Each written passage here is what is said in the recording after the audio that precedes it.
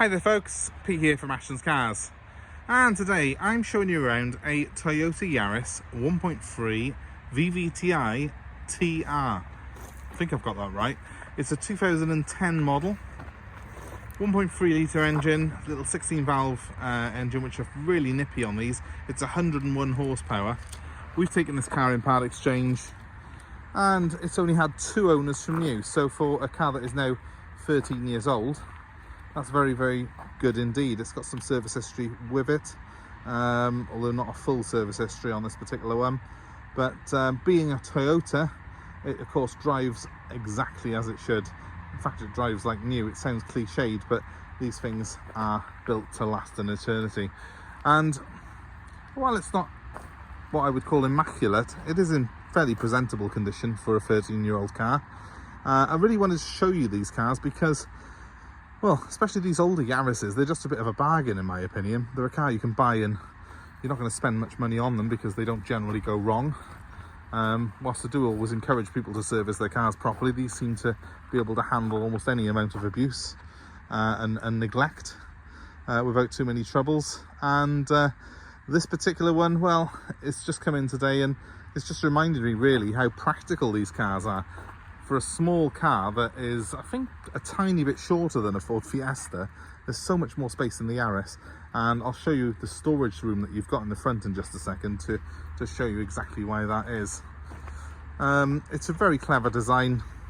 These and the Honda Jazz are both very, very clever little small cars from Japan, and certainly something I would suggest you look at if you're looking at a super mini in this sort of price bracket under £5,000, because you will find these cars are mechanically very, very robust, much more so than the sort of usual suspects from France and Ford, and they're also just good little cars to drive.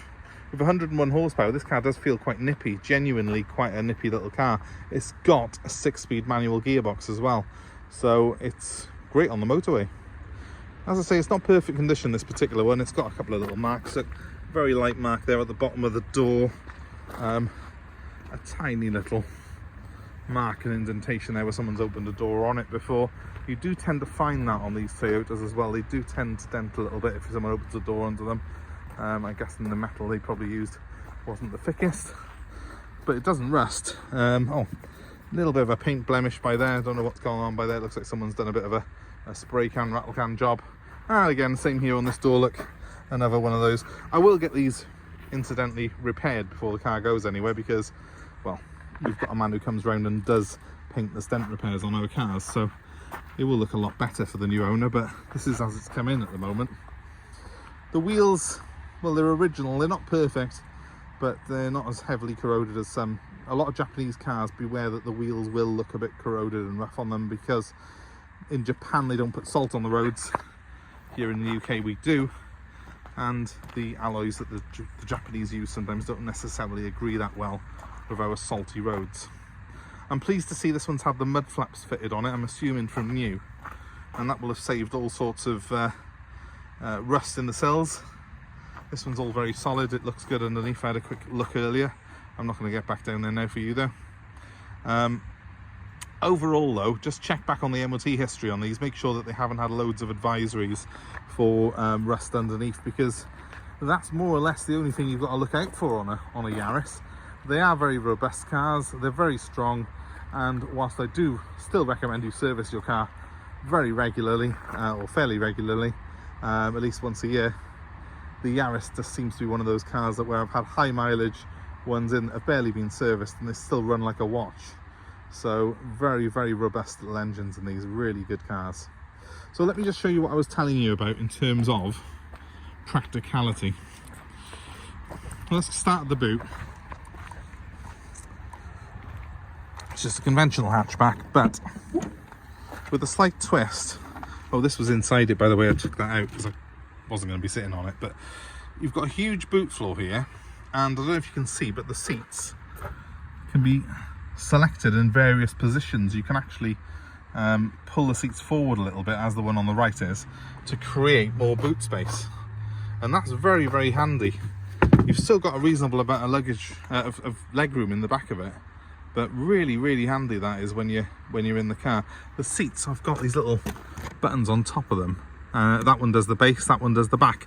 You can actually recline these seats. Let me see if I can. So you can actually recline it back. Really, really cool. So that can create more boot space, more leg room, depending on what you want. And when you do fold the seats in the Yaris, just like with the Jazz, they fold completely flat into the floor, which I wish more car manufacturers could do. If Toyota were doing that in 2013, then why aren't they doing it today in other manufacturers? I just don't understand why people haven't managed to grasp seats as well as Toyota and Honda have. So in the back, this one's in its most forward position, but there is still room. I sit with my seat quite far back. In fact, that's as far back as the front seat will go. And there is still room to get in there. Loads of room on the other side because I've got the seat in the rear position. And obviously the seat backs, you can see I can recline them, I can put them up depending on what I want. So if you want a more comfortable position, you can recline it, or you can have it upright like that to create a bit more luggage room if you wish. Of course, ideal if you've got young kids in the back of the car, you can push the seat forward a little bit more. They won't mind not having a leg room because they haven't got long legs, but you've got more boot space. And with those seats in the forward position, the boot of the Yaris suddenly becomes less like a Fiesta, more like a Focus rival. So that is really, really good. Also, big deep door bins, suitable for bottles and cans and stuff like that. So it is very family friendly, this car. Now let's move on to the front, because the practicality does not stop in the rear. Look at all the... I've left everything open on you just to show you, just so I wouldn't leave anything out. We've got not one, but two glove boxes on that side. We've got another third glove box in front of me here on the driver's seat. And then we've got pull-out cup holders on both sides as well as, strangely, another cup holder here in the middle. Really cool, eh?